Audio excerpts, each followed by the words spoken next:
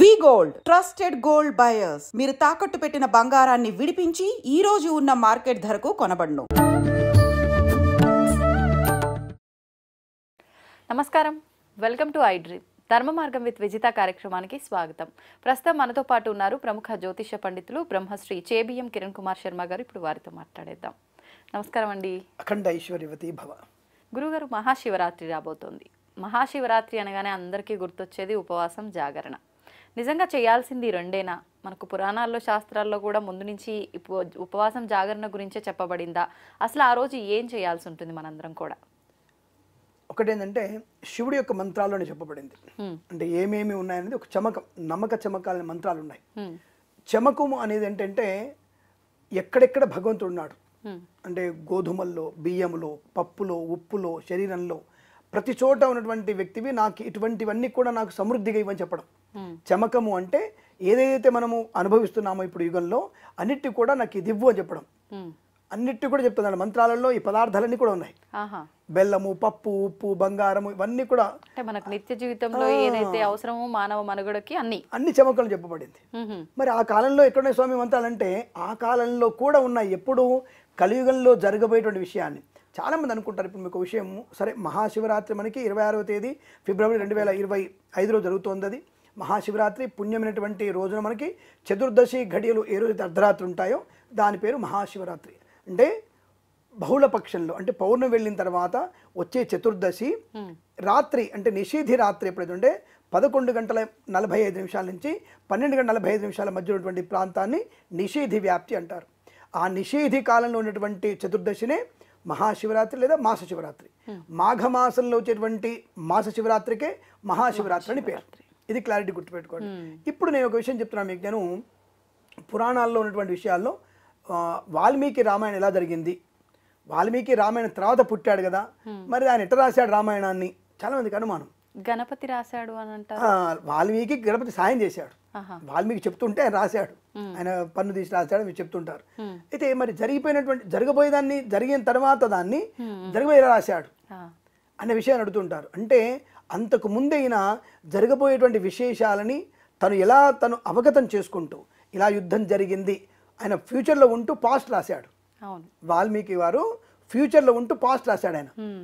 మరి అంటప్పుడు పాస్ట్లో ఉంటూ ఫ్యూచర్లో రాయగలుగుతాడు, రెండు లాజిక్ కదా. అంటే అతను అనుభవిస్తూ ఇది జరుగుతుంది అని ముందు లోకానికి వెళ్ళాడు ఆయన. వాల్మీకి ముందు లోకానికి వెళ్ళి అక్కడ ఉన్నట్టుగా ప్రత్యక్షంగా చూసినట్టుగా అతను పూర్తిగా అనుభవించి దాన్ని రాశాడు ఆయన. వాల్మీకి రామాయణం ఇలా జరిగింది అంటే అడ్వాన్స్ టెక్నాలజీ అది. సో ఇప్పుడు చెప్పేందుకు వచ్చిందంటే మనకు కావాల్సిన పదార్థాలన్నీ కూడా చమకల్లో చెప్పబడ్డాయన్న భావనతో ఇక్కడ వచ్చి ఈ మాట వచ్చింది మనకి. అంటే మనకి అప్పటి కూడా అడ్వాన్స్ టెక్నాలజీ బాగా ఉంది. సో మీకు ఒక చిన్న ఎగ్జాంపుల్ చెప్తాను మీకు. నేను మనకి అనాది కాలంలో ఎన్ రామారావు గారు, రాజనాల్ గారు సినిమాలు తీస్తున్నప్పుడు, యుద్ధం చేస్తున్నప్పుడు బాణాలన్నీ కూడా టొయ్యి అని ఆకాశంలో పోయి రెండు కొట్టుకొని కింద పడుతున్నట్టుగా చూపించారు. అందరం కాస్త సినిమాలో ఉన్నప్పుడు ఎంజాయ్ చేసాం, తర్వాత వచ్చేసి నవ్వుకున్నాం. ఏంటి రెండు బాణాలు పోతాయట, కొట్టుకుంటాయట, మండిపోయి వస్తాయట, వీడు జోక్ చేస్తున్నాడు, ఇలాంటివి చూపించి మీరందరినీ మూఢనమ్మకాలుగా నెట్టేస్తానని చెప్పేసి అప్పుడు కూడా ఉన్నారు హేతువాదులు, సహేతుకవాదులు అందరు ఉన్నారు. మరి ఇప్పుడు బ్రహ్మోస్ క్షిపణి విన్నారుగా మీరు.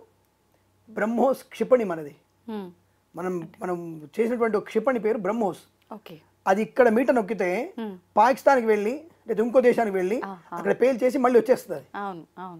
అప్పట్లో ఎంట్రానో బాణం వేస్తే నవ్వుకున్న వాళ్ళు మనం, ఇప్పుడు మాత్రం బ్రహ్మోస్ వెళ్ళి వస్తుంటే మాత్రం టెక్నాలజీ అంటున్నాం. That time also technology is there. అప్పట్లో మీరు అన్నట్టు దేనికి సాక్ష్యాలు లేకపోవడం వల్ల ప్రతిదీ నమ్మలేకపోతున్నాము. ఇప్పుడు నమ్ముతున్నారుగా. ఇప్పుడు బ్రహ్మోస్ వెళ్ళింది అంటే అప్పుడు బాణం కరెక్టేగా. అంటే వరుణాస్త్రం వెళ్ళడం, తన పని పూర్తి చేసుకోవడం, తిరిగి రావడం. బ్రహ్మోక్షిపణ అంతే, అక్కడికి వెళ్ళడం, ఎక్కడైతే టార్గెట్ ఉందో అక్కడ వేసేయడం, బాంబులు వేసి తిరిగి వచ్చేస్తుంది. అంటే మీ టెక్నాలజీ మీకున్నప్పుడు, ఆఫ్టర్ ఆల్ మనిషి టెక్నాలజీ నీకుంటే భగవంతుడికి టెక్నాలజీ ఎంత ఉంటుంది, నేను పుట్టించినోడే వాడు. కాబట్టి ఏదైనా సహేతుకమైనది అంటే చెప్తున్నాను.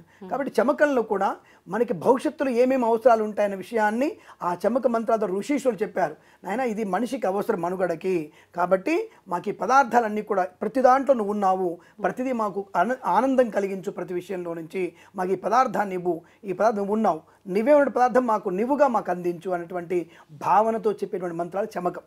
ఏదేది మనకు కావాలో మన కోరికల్ని భగవంతుడు నివేదించడం. నమ్మకం అంటే నువ్వు ఈశ్వరుడిగా మారడం. తన్రుద్రో మానవుడే రుద్రమర్చేత్ భగవంతుడుగా మారడం. తన్రుద్రో రుద్రమర్చేత్ మనముగా రుద్రుడిగా మారి అర్చన చేసుకోవాలి. దాని పేరు మహాన్యాసం. మహాన్యాసం అంటే నీ ప్రతి అంగంలో భగవంతుడు ఉండాలి. దానికి మంత్రాలు ఉన్నాయి. శిరస్సులో ఉన్నప్పుడు, శిఖలో ఉన్నప్పుడు, చెవులలో ఉన్నప్పుడు, కాళ్ళల్లో, బీజంలో, పాదాల్లో, ప్రతి అంగంలో కొని రుద్రుడిని మనం మంత్రాలతో ఆహ్వానం చేసుకొని తన్రుద్రో రుద్రమర్చేత్ నువ్వు రుద్రుడిగా మారి రుద్రుడిని అర్చన చేయాలి. అది పద్ధతి. దాని పేరు మహాన్యాసం.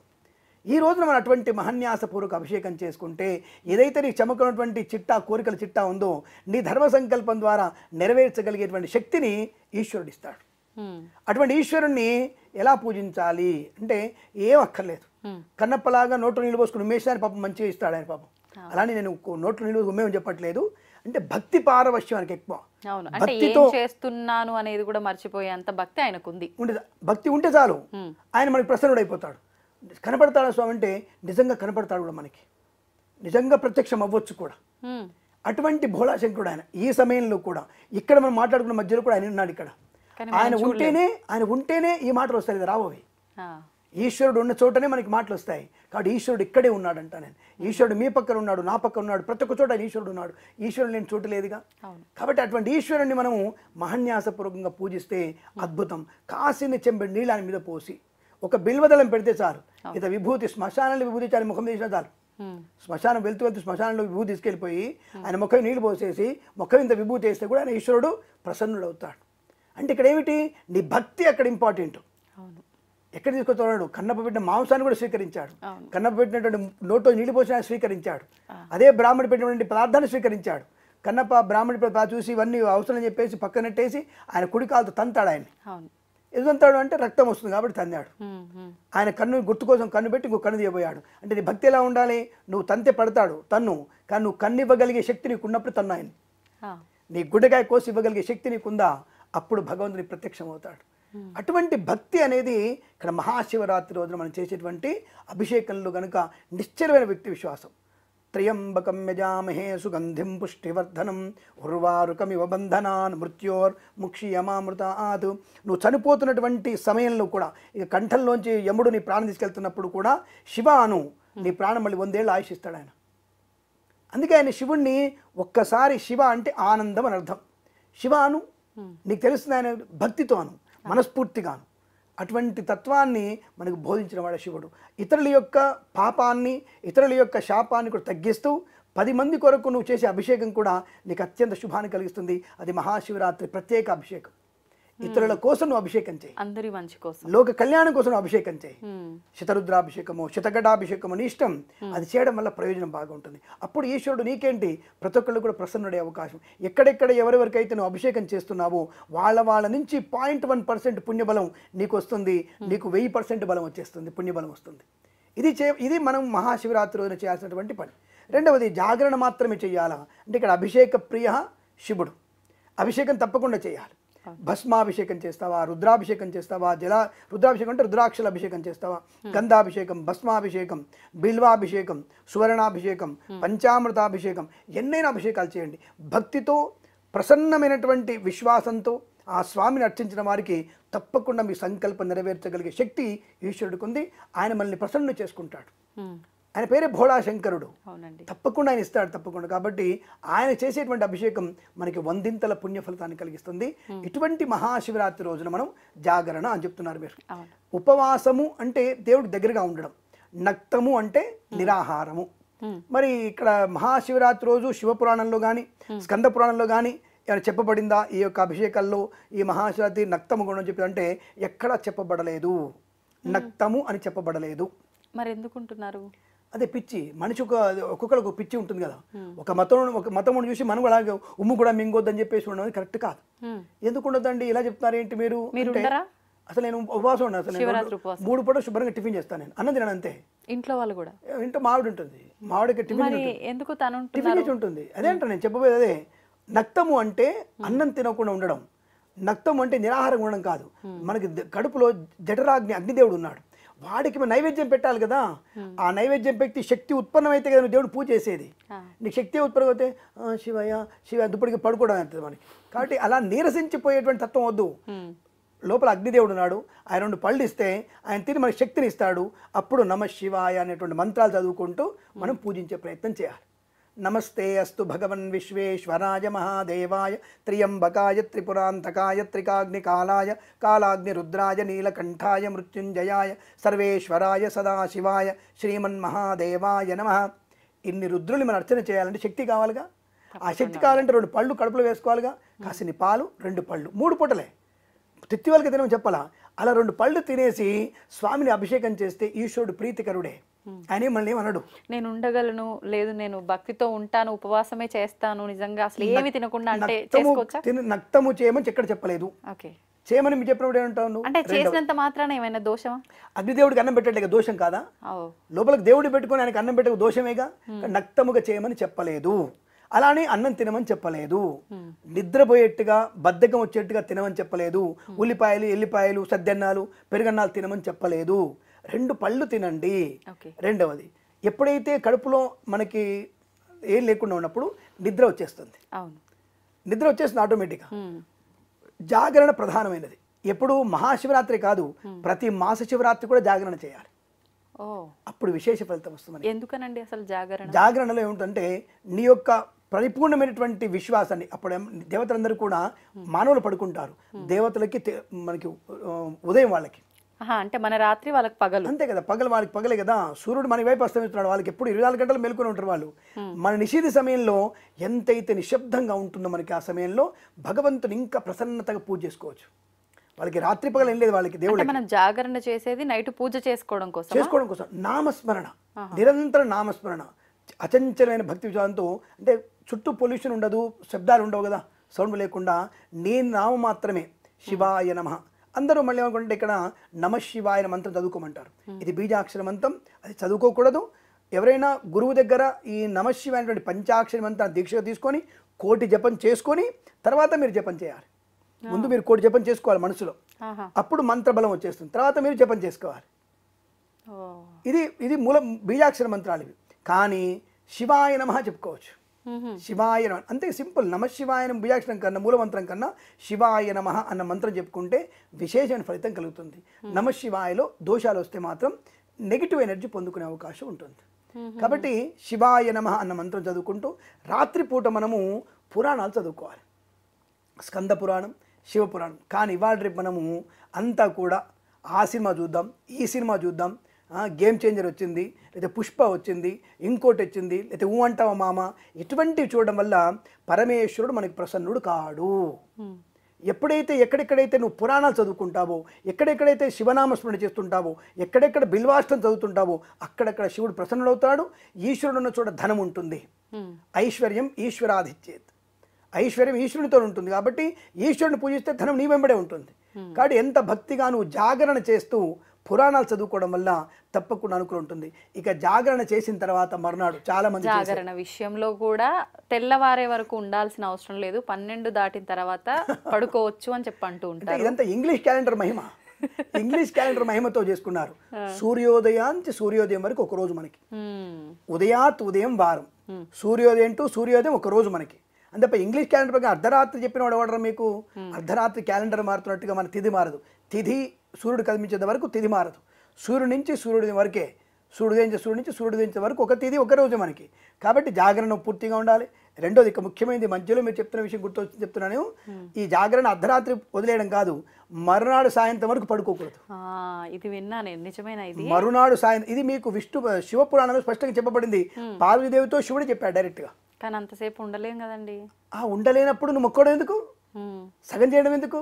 శివయ్య నమస్కారం, అభిషేకం చేశాను, రైట్, రాత్రి 10 వరకు ఉన్నాను, సంతోషం, థ్యాంక్ యూ, బాయ్ బాయ్, పడుకుందాం, సరిపోద్ది కదా. అంటే ఎంతసేపు చేయగలిగితే అంతసేపు సంకల్పం చెప్పుకున్నా ఫలితం ఉంటుందా? ఎంతవరకు చేస్తే అంత మంచిదే. ఆయన వద్దన్నాడు కదా. నువ్వు నిష్ఠగా సంకల్పం చెప్పుకున్నావు, సంకల్పం పూర్తి అయ్యి, సంకల్పం చెప్పుకోలేదు, వదిలే స్వామి నాకు శక్తి ఉన్నంత వరకు ఉంటా నేను, రైట్, అంతవరకే ఉండు, నిన్ను కొట్టాడుగా. దానివల్ల మనకు కావాలని సంకల్పం చెప్పుకొని ప్రమాదాన్ని పొందుకునేందుకు జాగరణ ఉన్నవారు ఎట్టి పరిస్థితుల్లో మర్నాడు సాయంత్రం వరకు, సూర్యాస్తమయం వరకు ఎట్టి నిద్రపోకూడదు.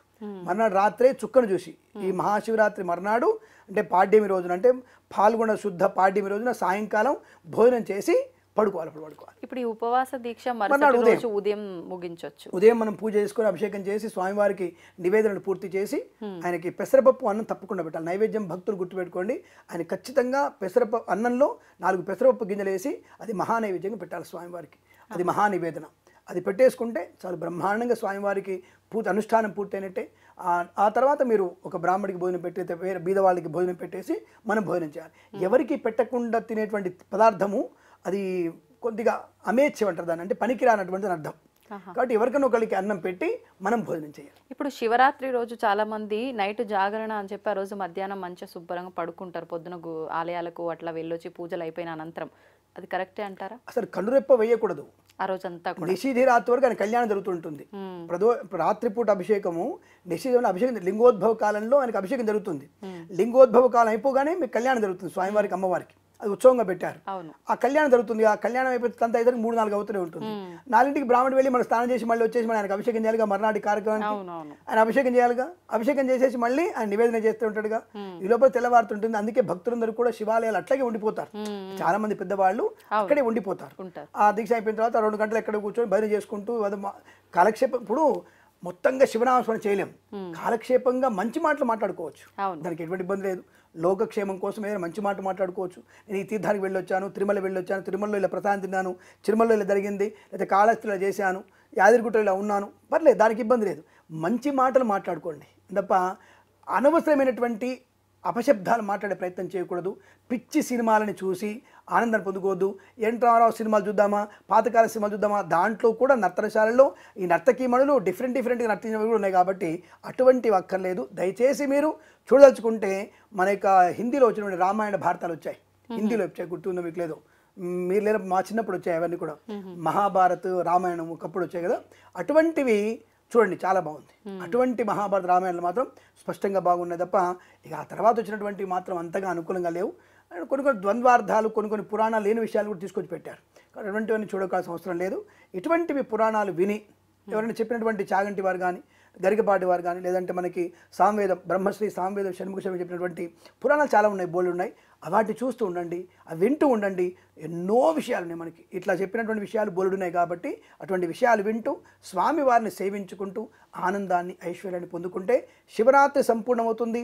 మహాశివరాత్రిలో చేయాల్సినటువంటివి దానము, జపము, అభిషేకము, స్వామివారి కళ్యాణాన్ని చూడడము, నక్తముగా ఉండడము, మర్నాడు సాయంత్రం మళ్ళీ స్వామివారికి పూజ చేసి నిద్రకు ఉపక్రమించాలి. భోజనం మాత్రం ఉదయం 10-11 మధ్యలో మీరు భోజనం చేయవచ్చును. మర్నాడు ఇది పాడ్యమి రోజున ఆనందమయ జీవనాన్ని పొందుకోవచ్చు, ఈశ్వరుని అనుగ్రహాన్ని పొందుకోవచ్చు, దానికి ఎటువంటి ఇబ్బంది లేదు. ఈశ్వరుని కొలిస్తే ఐశ్వర్యం మన వెంటే ఉంటుంది. అటువంటి ఈశ్వరాభిషేకాన్ని 26/2/2025 రోజున మీరు ఆచరించి ఆనందమయ జీవనాన్ని పొందాలని కోరుకుంటూ సర్వేజన సుఖినో భవంతు. ప్రేమతో మీ కిరణ్ శర్మ. సంతోషం అండి, ధన్యవాదాలు. శుభం.